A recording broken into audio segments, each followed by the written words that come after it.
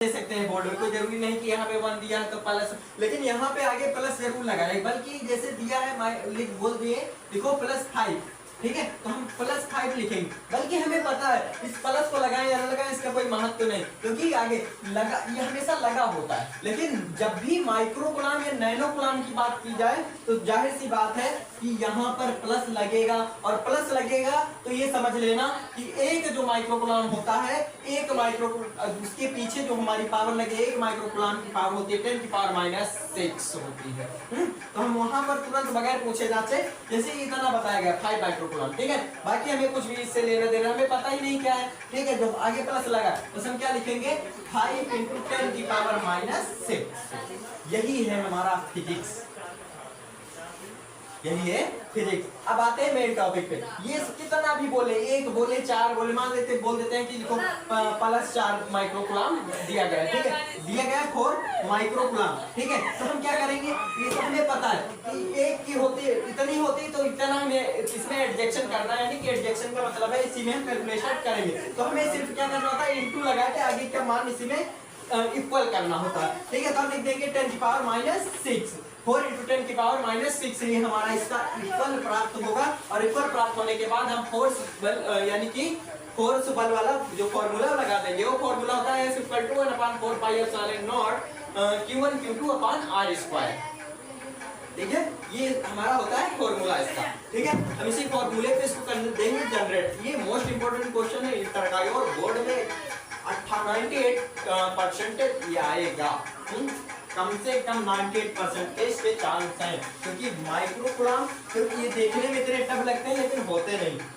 देखो कैसे अब आते हैं मेन अपने क्वेश्चन पे। हमारा क्वेश्चन है +1 माइक्रो कूलाम, ठीक है। तो पहला जो मान दिया गया भैया Q1 यानी कूलाम का जो प्रतीक होता है वो क्यों होता है, क्योंकि कूलाम का ऐसा ही मात्रा का आवेश है, आवेश का ऐसा ही मात्रा है कूलाम, तो हमारा कूलाम का जो प्रतीक होता है क्यों, तो इसमें 2 मान दिए गए तो हम लिखेंगे गिवन दैट, जो दिया गया पहले वही करते हैं, ठीक है, गिवन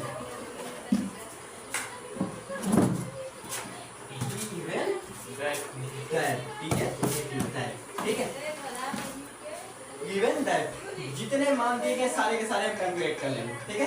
तो पहला जो फर्स्ट हमारा मान दिया गया वो क्या दिया गया 1, तो Q हमारा 1 दिया गया, यानी कूलाम एक दिया गया 1 दिया गया, और दूसरा दिया गया Q2 कितना दिया गया Q2 दिया गया है 4, ठीक है, और ये दोनों प्लस है भैया, ठीक है, ये भी प्लस, अभी हमने बताया +4 दिया गया।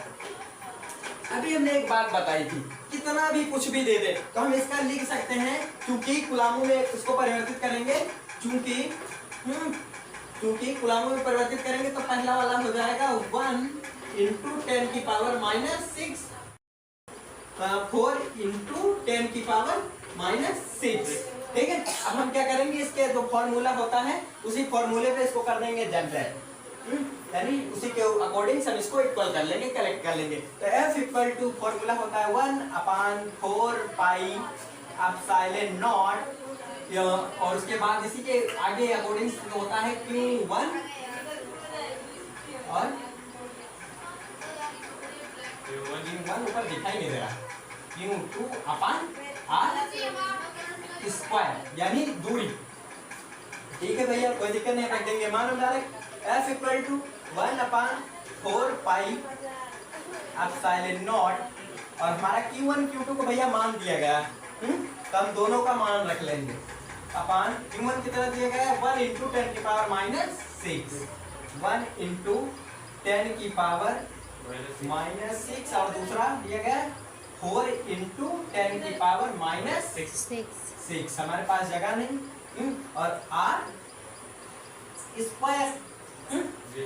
ठीक है, इतना हमें दिया गया। तब हम आगे क्या करेंगे, इन दोनों के इसमें से हमें इनके अनुपात निकालने, बस इन दोनों के अनुपात क्या है, बाकी हमें इससे कोई लेना देना नहीं, ठीक है। तो F = अब देखो इस वाले 4 से हम इस वाले 4 को काटेंगे तो 1 बचेगा हमारे पास।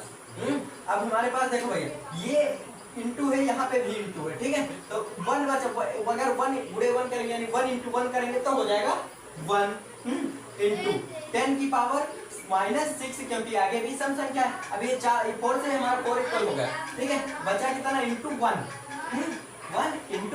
10⁻⁻6 और अपॉन r², आर स्क्वायर। अब हमें देखो, हमें दो अनुपात प्राप्त करने थे। ये इधर भी हमारे पास बचा 4 पाई एप्सिलॉन नॉट बचा, ठीक है। तो पाई एप्सिलॉन नॉट, और यहाँ पे हमारे पास दो, इनके कैलकुलेशन में हमारे में दो मान प्राप्त हुए। तो हम लिख सकते हैं f इक्वल टू 1, नहीं, f बराबर 1 और इनटू दोनों सम संख्या, तो इनसे कोई मतलब नहीं, अनुपात 1। तो इसका जो आंसर होगा ये होगा f अनुपात इक्वल टू 1 और 1। आंसर बंद कर दो।